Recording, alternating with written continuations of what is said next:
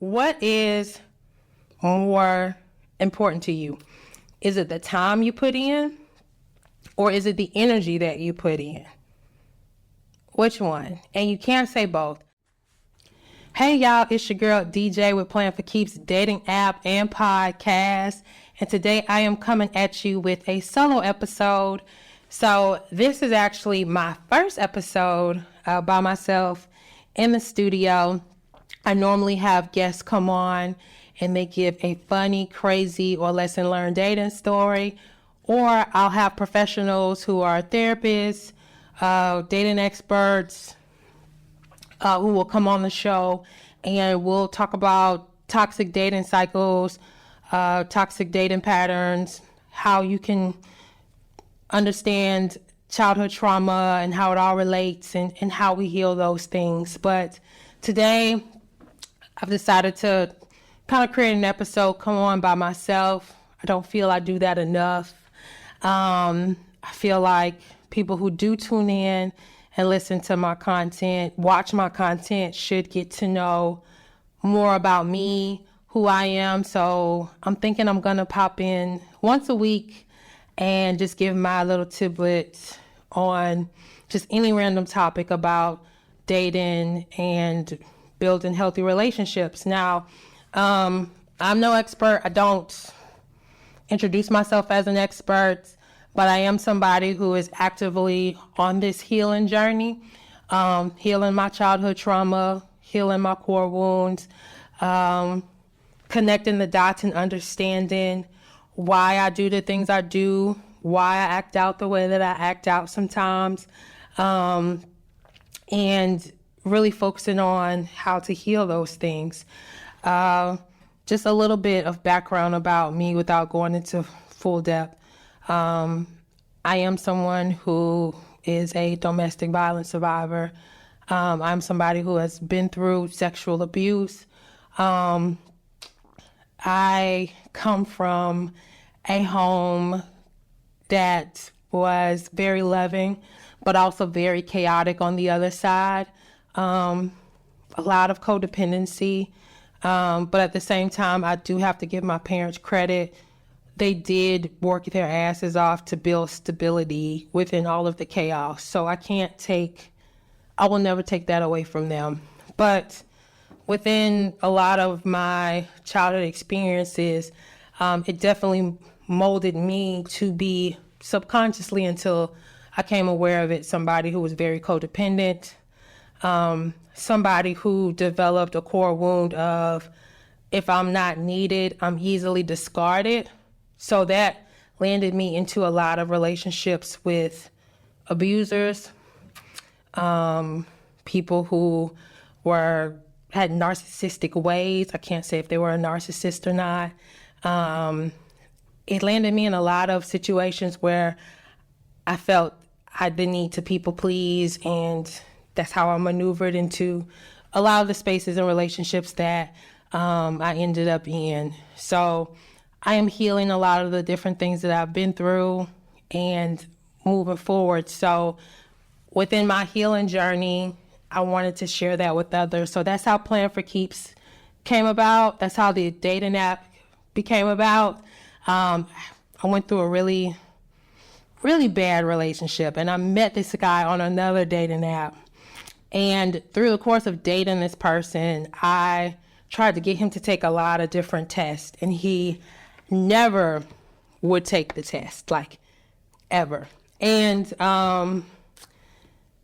we ended up breaking up, and I ended up going through my own journey, kind of like I said, my healing journey, understanding how my childhood traumas led me to where I was at that day and time, and even now. And I was like, wouldn't it be cool if I created a dating app that tricked these dudes into playing these games, and then they would understand what their personality type was, or this or that, and then it would force them to want to heal. That was my original thought.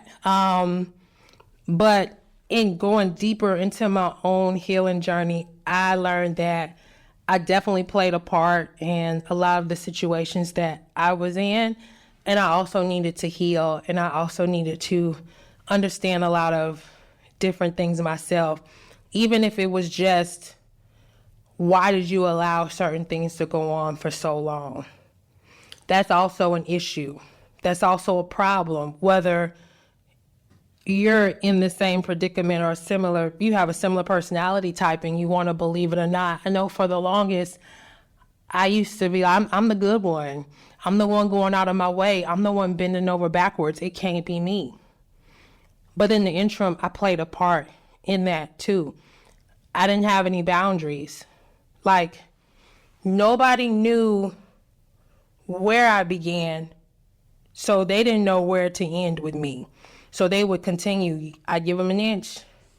They take 5 more inches. I'd give them the 5 inches. They take the ruler. Oh, she's giving me the ruler. Let me take it a yard. They take it a yard, and the game would just continue to play.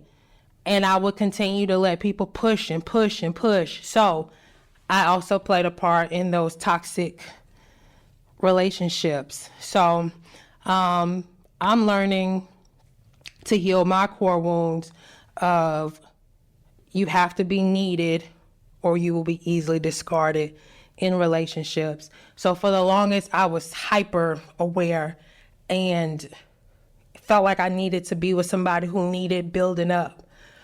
Because if they needed building up, they wouldn't discard me, because that's me. Like, hey, I can build you up. This was all going on subconsciously. That's the type of relationships I went for. And then let's say I get into a relationship in the past. I would get into relationships and it was just a chill relationship. Like, maybe the guy didn't really know his purpose yet, because we were kind of at that age. I was kind of at that age where, I was just kind of dating and we were kind of young, but, they didn't need me for anything. They did their own thing. They were going in a direction of where they felt like, they were supposed to go. And I didn't know how to just be in those relationships. So in my own way, I would sabotage those relationships. They never lasted long. Anyway, I'm rambling now. But I had to learn that you really can just be.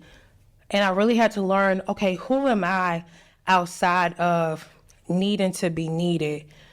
And I'm still on that journey of figuring that out. But now I've gotten a lot closer to learning to just be. If you're in a relationship and you have to go above and beyond all of the time, that's not you just being in the relationship and them appreciating you for who you really are.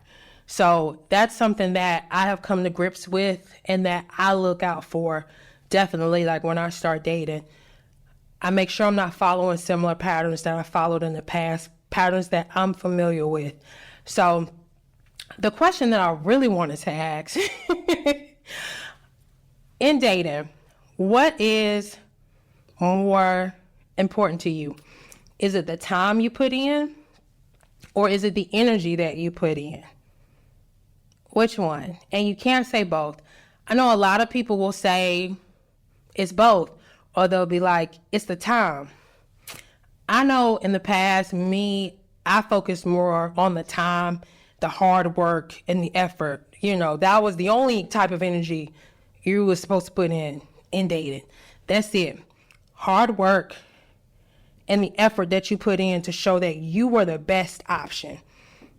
That was what I did in the past. And when you focus on the time that you put in, you don't focus, to me, you don't focus on the right things. Because let's say, okay, you put time into this guy, this relationship, y'all been dating for a while, but he's showing you that he's not going in the direction that you want to go, right? But you're focused on the time that you've put in. Instead of focusing on, okay, I put in my energy out there, I'm dating other people, I'm doing this, I'm doing that. You're going to be focused on, okay, what do I need to do to continue to show that I'm the best option and this person needs to stay right here, when they're clearly showing you that they need to go in another direction. I know some people will focus on time in regards to, I'm just going to break it off quick if that person isn't it, which is great. You know what I'm saying? But I feel like if you're somebody who focuses on your energy, you're somebody who's done the work, you've discovered your own core wounds, and you're going out in the dating scene with a positive mindset. You're going out there with just energy of having fun, collecting data, getting to know the person, getting to know the people that you're dating, and dating in that way, and not focusing on, I'm focused on the time that I'm putting in, because time is going to pass anyway. Your dating experience won't be as fruitful if you focus more on your energy. So for me, the best way that a person can focus on their energy is understand where their core wounds come from, especially when it comes to dating. So the first question you may want to ask yourself is, okay, what do you think about when dating comes to mind? What thoughts just straight come to your mind? I would write those thoughts down. Look at those thoughts. If they're negative, even if positive thoughts come up, beside those thoughts, I would write out, if you're writing it or if you're thinking about it, think of the experience that you've had that ties into that thought.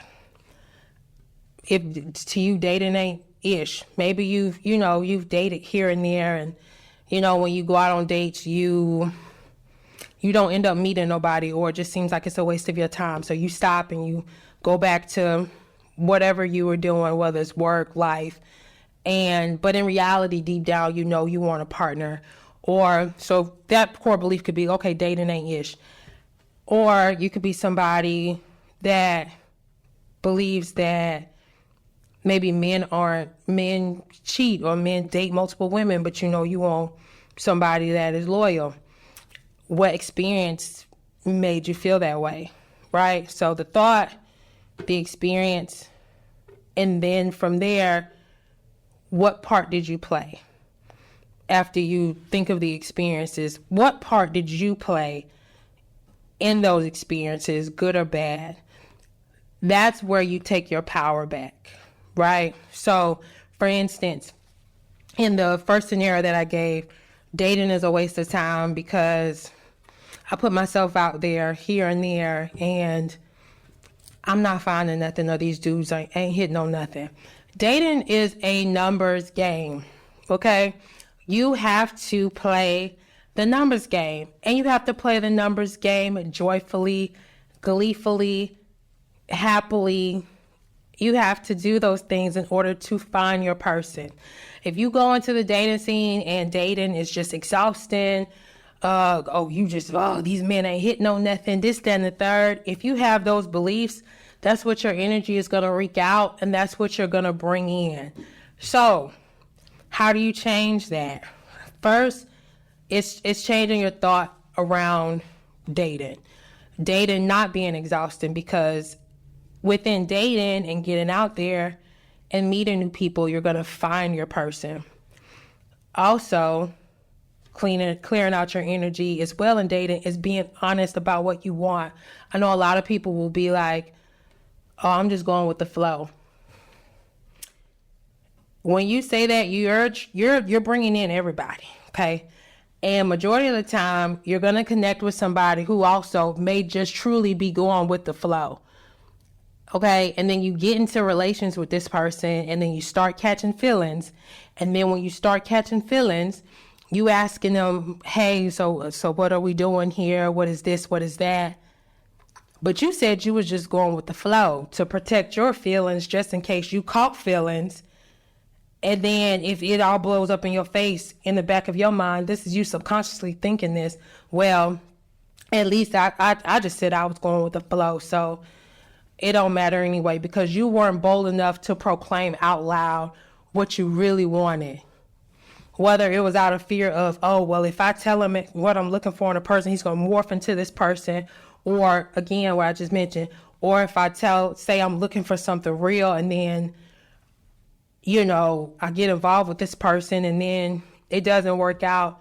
You protecting your feelings, but at the end of the day, you are playing this game and it's going to end the same. So be honest, declare what you want while you're dating, stand in your power. If you're looking for a long-term relationship, if you're looking to date for marriage, if you're looking for a boyfriend, put that out there. So the people who are supposed to flee will flee, and the people who are supposed to stay will stay.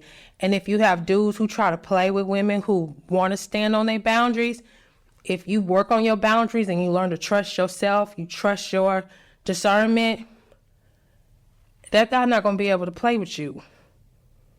Because if you're working on your core wounds, you're healing, you're working on your boundaries, the people who are supposed to stay will stay. Okay? And people pleasing is a big one that I know in some degree I'm still working on it. Understanding that you are the main character in your story. So if a guy isn't meeting you to your standards, if a guy isn't treating you the way that you want to be treated in this new season, maybe you've been dealing with him and you're healing, you're changing, and maybe you have in the back of your mind, I don't want him to feel like I'm switching up. No, you are switching up, and that's okay. And if he leaves, then that's good. You're freeing up space for the next person to come in. So everybody who's not for you, when you stand on your boundaries and you understand who you are and you have a clear direction of where you're going, and it shows in your energy, like everybody who's supposed to go, they're going to go. And it may look lonely for a little bit, but it'll only look lonely if you close yourself off, right? While you're healing, while you're growing, while you're shedding, don't be afraid to get out there and continue to meet new people, continue to date, practice your boundaries, practice your discernment. It all could be done at the same time, in my opinion. I know a lot of people talk about when they go on their healing journey, they feel like they have to do it alone or they have to do it. No, sometimes you just got to get around new people. Your old environment it didn't meet you where you wanted to go. So maybe you just need to get around new people who align with what you align with, but you got to speak it. You got to claim it. Even if you ain't fully there yet, but you have that picture in your mind, you got to claim it. And then get around the right people who align with that. That's in dating, that's in business, that's in work, that's in everything. So working on your core beliefs is one way to fix your energy while dating. And the other one, we touched on a lot of it. Be authentic. Stand on what you want, and stand on the person that you want to become and who you're becoming in your healing journey. And let those people shed away from you. And then third is control. When you are healing and being authentic and putting yourself out there, you release control. People pleasing is a form of control. You want this person to stay. So you people please, or you do what they want even though you may not want to do it.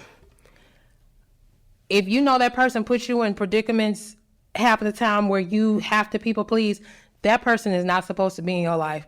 Release control, let them go. That's within dating too.